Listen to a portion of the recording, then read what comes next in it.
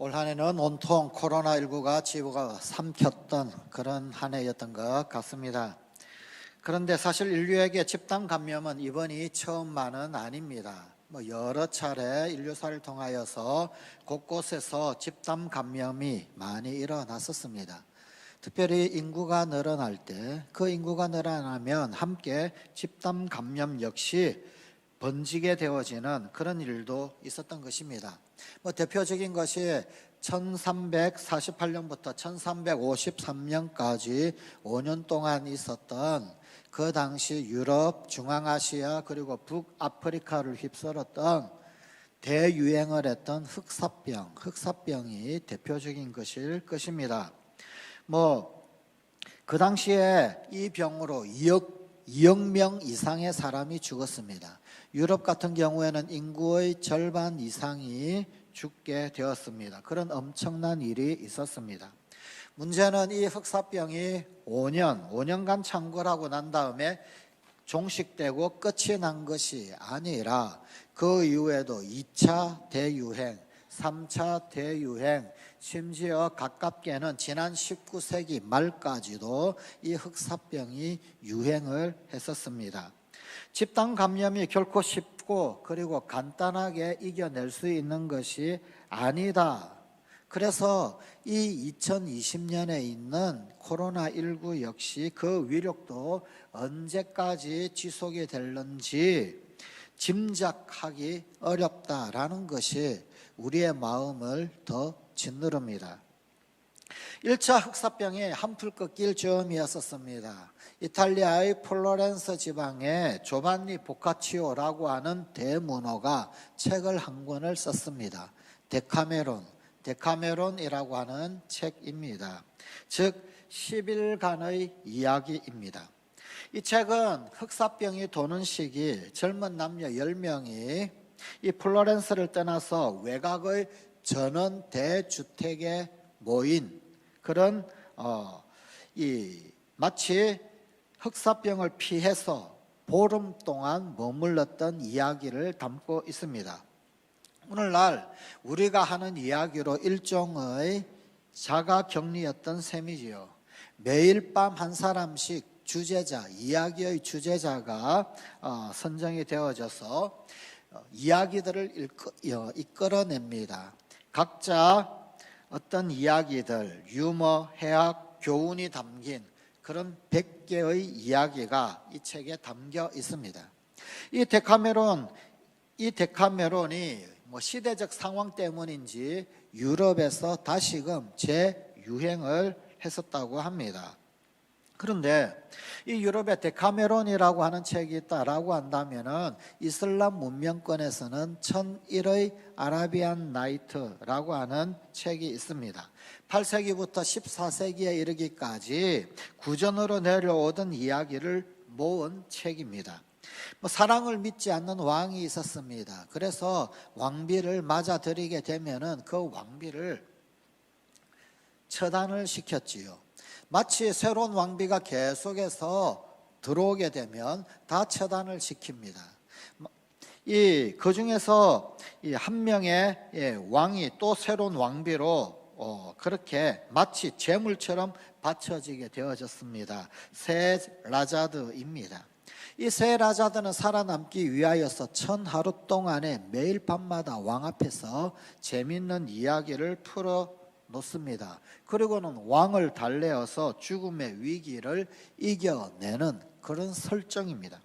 이상한 것은 이 두 책의 설정이 모두 다 언제 죽을지 모르는 두려움 속에서 하루하루의 삶을 이어가기 위해 재미난 이야기들을 만들어낸다라고 하는 것입니다.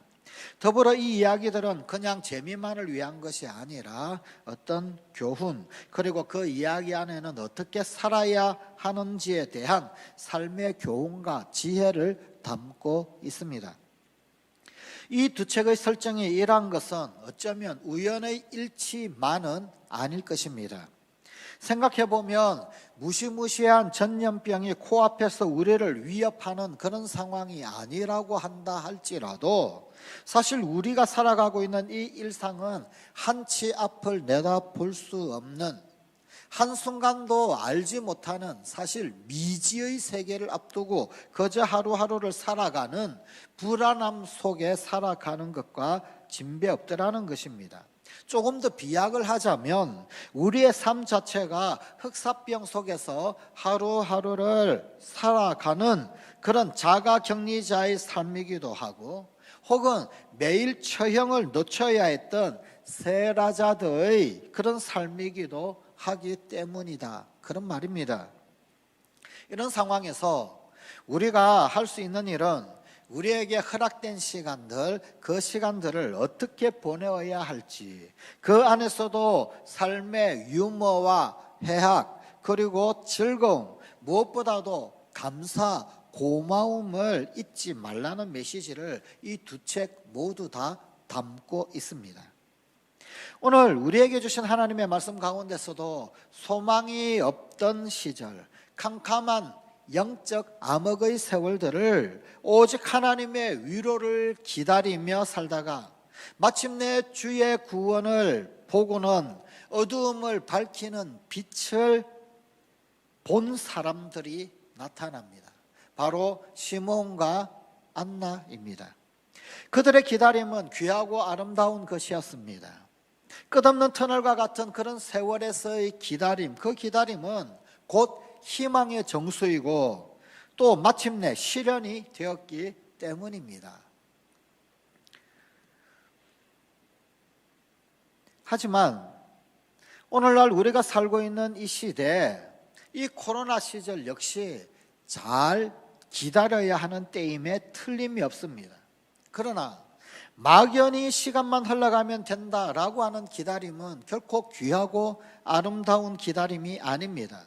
그런 기다림은 희망의 실현과도 거리가 먼 것입니다. 우리에게 허락된 시간을 어떻게 보내어야 할지에 대한 진지한 고민이 없는 기다림은 그냥 가만히 있는 것일 뿐 사실은 기다리지 않는 것입니다.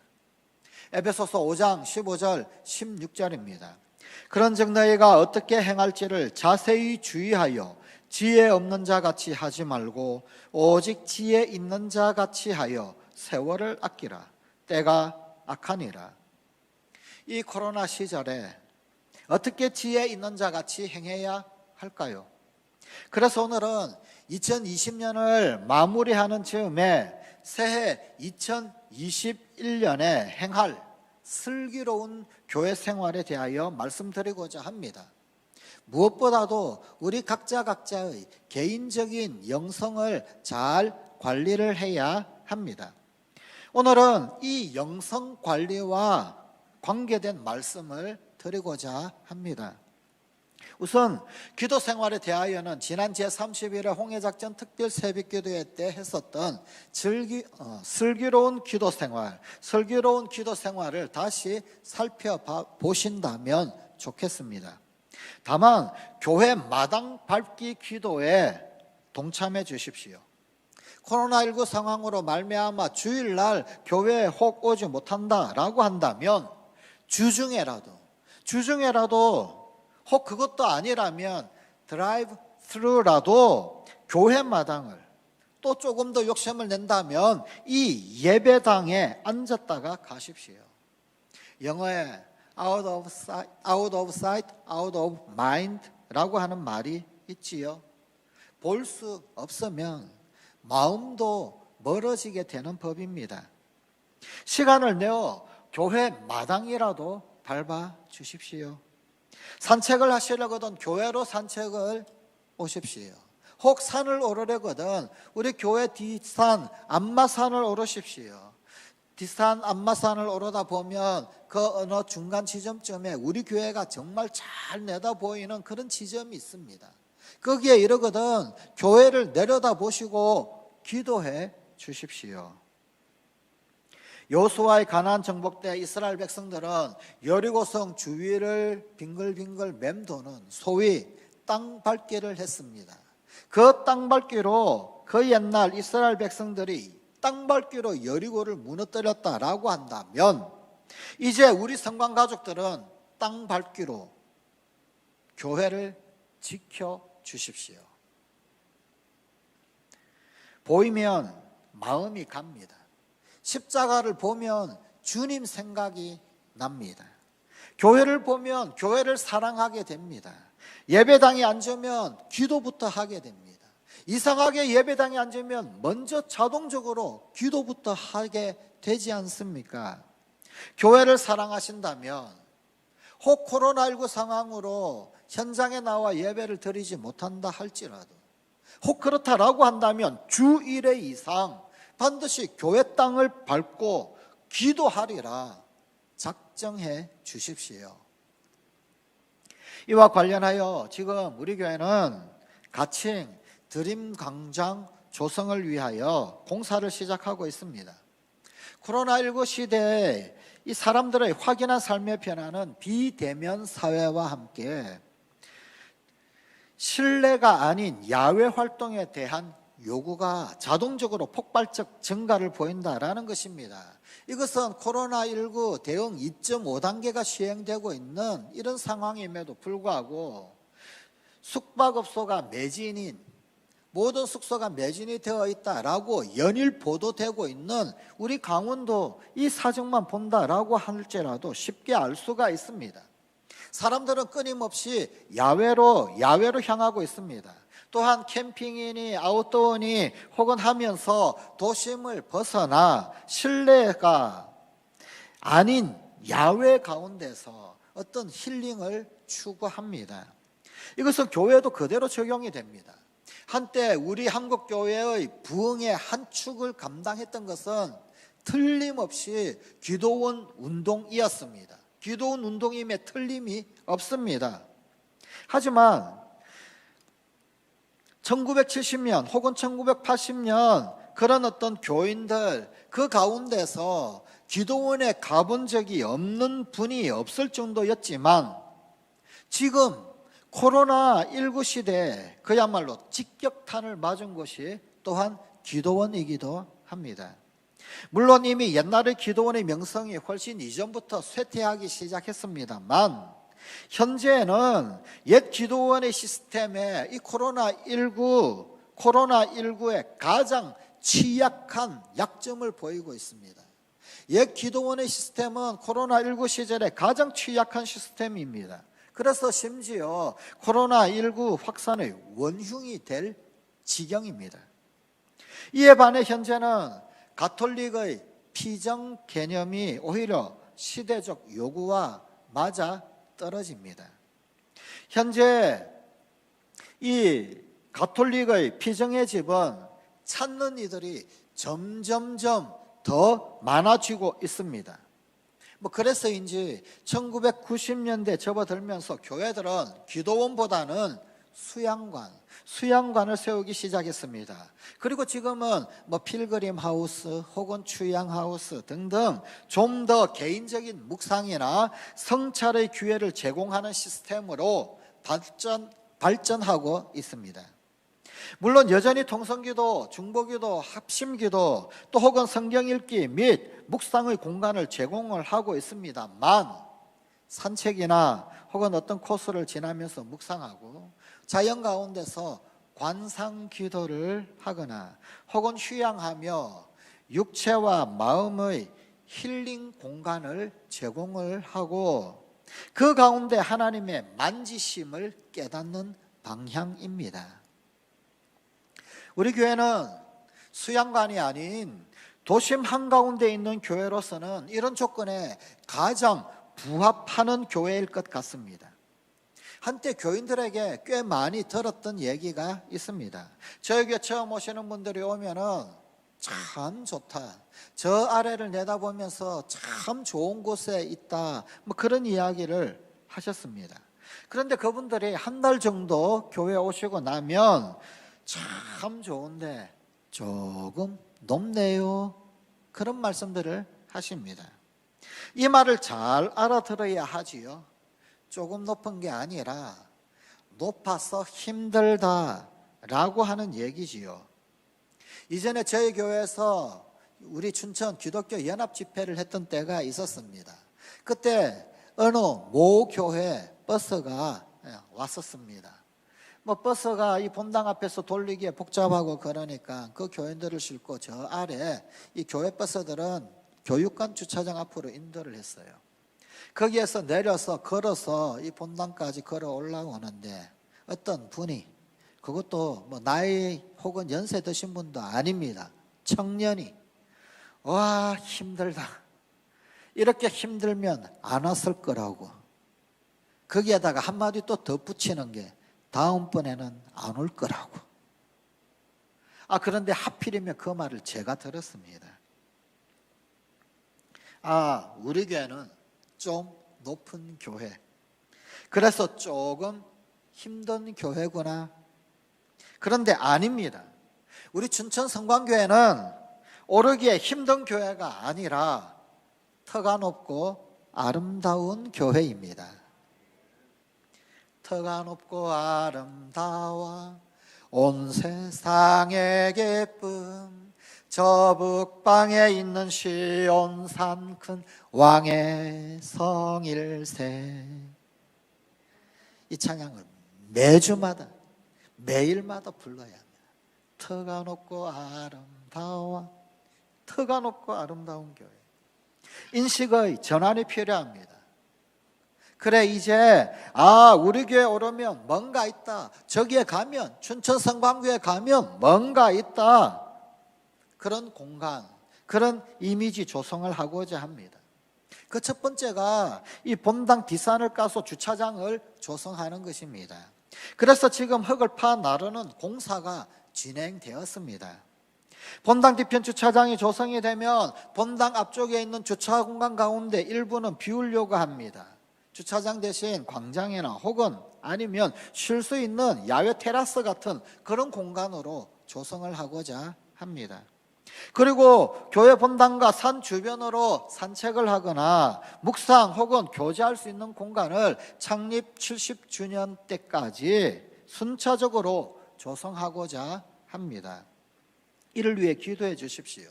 그리고 예배당 안에서도 혹은 주차장에서도 혹은 테라스 광장에서도 혹은 교회 산 주변을 산책을 하고 묵상하면서도 기도해 주십시오. 말씀 생활에 대하여는 우선 송구 영신 예배 때 소위 말씀 뽑기로 하는 2021 내게 주신 하나님의 말씀에 대하여 알려드립니다. 이번에는 송구 영신 예배를 코로나19 대응 2.5단계 시행으로 20인 이하의 비대면 예배를 진행하도록 행정명령이 내려진 상태입니다. 그래서 이 현장 가운데서 말씀 뽑기를 할 수가 없습니다. 이에 온라인으로 이 말씀 뽑기를 할 수 있도록 하고자 합니다. 이미 장로님들 그리고 혹은 아니면 몇몇 분들에게 알려져 있습니다. 좀 미리 살펴보시라고, 먼저 연습을 하시라고 카톡으로 알려드렸습니다만, 그러나 그것은 연습입니다. 익숙하지 못하신 분들에게는 연습이 좀 필요하다 싶어서 슬쩍 흘려 공개를 먼저 했습니다. 실제는 12월 31일 밤 11시 30분부터 카톡으로 전 교인들에게 배포를 할 것입니다. 대신 이 말씀 뽑기를 실행하기 전에 제가 기도를 한 육성 파일을 먼저 보내드릴 것입니다. 그 기도를 들으시고 그리고 함께 기도하신 후 2021 내게 주신 하나님의 말씀 그 프로그램을 실행하시면 되겠습니다. 이미지 좀 보여주시겠습니까? 네, 저런 그림 카톡으로 다 전송이 될 겁니다. 그리고 누르시면 그 안에 들어가시게 될 것이고 거기에서 말씀 뽑기를 할 수 있게 될 것입니다. 내년부터 정교인 맥체인 성경 읽기를 하고자 합니다. 이에 대하여서는 배포되는 맥체인 성경 읽기 이 소책자에 소개가 되어 있고 진행이 그리고 안내가 다 자세히 되어져 있습니다. 우리는 지난 1년 동안 유튜브를 통하여서 매일 한 장씩 성경 읽기 운동을 전개해 왔습니다. 뭐 요즘은 그 열기가 조금 시들해지고 식은 듯합니다만 다시 관심을 가져주십시오. 그리고 다시 열정을 가져서 성경 읽기에 동참해 주십시오. 내년 2021년 1월 1일부터는 이것을 하루에 성경 넉 장씩을 읽는 맥체인 성경 읽기로 진행을 합니다. 그리하면 1년에 성경 1독을, 그리고 시편, 그리고 마태, 마가, 누가, 요한복음, 사복음서는 2독을 할 수 있게 됩니다. 이를 위해서 성경 통독 녹음에도 동참해 주십시오. 그러나 이제는 시 낭송하듯이 그렇게 녹음하시면 안 됩니다. 하루에 넉 장의 분량을 읽어야 하기에 시간 여백을 살리지 말고 쭉 읽어주셔야 합니다. 그래야 15분에서 20분 내에 넉 장의 성경을 함께 읽을 수 있게 됩니다. 맥체인 성경 읽기로 개인적 말씀 영성을 잘 유지하시는 그런 코로나 극복 기다림의 시간이 되십시오. 올해는 제자훈련 및 성경 공부를 하지 못했습니다. 이것은 참 아쉬운 대목입니다. 그러나 내년에는 줌이나 혹은 아니면 어떤 디지털 통신 수단을 통해서 확신반이나 T를 하고자 합니다. 이 부분에 대하여서는 이런 디지털 통신 수단 혹은 아니면 온라인을 잘 사용하지 못하시는 분들에게는 뭐 한계가 있을 수밖에 없습니다만 이렇게라도 해야 할 필요를 느끼기에 진행하고자 합니다. 또 작년에 해보셨던 익숙함을 소중함으로 바꾸는 50일이라든지 혹은 올해 하셨던 사순절 성경 필사나 슬기로운 기도 생활 같은 그런 소책자를 활용하는 프로그램도 계속 진행하고자 합니다. 그냥 소책자만 하는 것이 아니라 밴드나 혹은 아니면은 뭐 유튜브 등등을 통하여 보완 및 훈련할 수 있도록 하고자 합니다. 물론 이런 모든 훈련에는 그 책차를 다시금 교회로 제출해 주십시오. 다시 교회로 제출을 해서 검증을 받도록 하여 최소한의 피드백, 현장에서 주고받고 하지는 못하지만 최소한의 어떤 피드백을 하고자 합니다. 또한 개인 영성을 위하여 독서를 권장합니다. 신앙서적을 읽는 것은 우리 영성을 훈련하는 또 하나의 방편입니다. 그리스도인이라고 한다면 영적 성장을 갈망하게 되어져 있습니다. 우리의 구원은 칭의, 성화, 영화로 쉽게 구분할 수 있습니다. 그런데 그 중에 성화란 예수님을 닮아가는 삶이 되는 것을 말합니다. 자, 예수님을 닮아간다라고 하는 것은 결국은 내 삶의 어떤 성장을 의미하는 것이지요. 자, 성장이라고 하는 것, 이 성장이라고 하는 것은 결국은 변화를 전제합니다. 성장한다, 자란다라고 하는 말 그 자체가 변화를 전제하는 말입니다. 그러기에 영적 성장한다, 혹은 예수님을 닮아 성화한다라고 하는 것은 결국은 변화입니다. 그런데 우리가 변화하기 위해서는 생각이 먼저 변해야 합니다. 사고가 변하고 생각이 변하면 그러면은 행동이, 액션이 달라지게 되는 것입니다. 우리 자신의 변화를 돕는 그 비결 중 하나는 바로 우리 사고, 이 사고에 영향을 미치는 좋은 책을 읽는 것입니다. 영적 독서는 영혼을 풍성하게 가꾸어주는 영감의 샘입니다. 이 영감의 샘이 마르지 않도록 꾸준히 독서하십시오. 그래서 내년에는 매달의 추천 도서를 공지합니다. 그 추천 도서에 대한 또한 독후감을 제출을 받습니다. 뭐 독후감 제출이 의무적인 것은 아닙니다. 하지만 독후감을 제출하신 분들에게는 소정의 사은품이 있습니다. 5,000원 상당의 문화상품권이나 혹은 쿠폰을 독후감 제출하신 모든 분께 다 드립니다. 잘 쓰고 못 쓰고는 중요하지 않습니다. 다만 2,000글자 이상, 2,000글자 이상만 써내시면 됩니다. 뭐 타이핑을 하신다 그러면 A4지 한 페이지 그 이상이면 될 것입니다. 오늘 본문의 시므온 그리고 안나도 결코 편안한 하루하루를 보내었던 사람은 아니었을 것입니다. 특히 누가복음 2장 29절에서 시므온이 주제여 이제는 말씀하신 대로 종을 평안히 놓아주시는도다 라고 고백한 것을 보면은 이 시므온은 이제는 좀 삶이 평안해졌으면, 하나님이 평안히 놓아주셨으면 좋겠다라고 하는 그런 상황 가운데 처해 있는 그런 사람이었을 것입니다. 즉 시므온은 스스로 그 어떤 의사표현을 할 수도 없는 참 답답한 지경에 있었을 것입니다.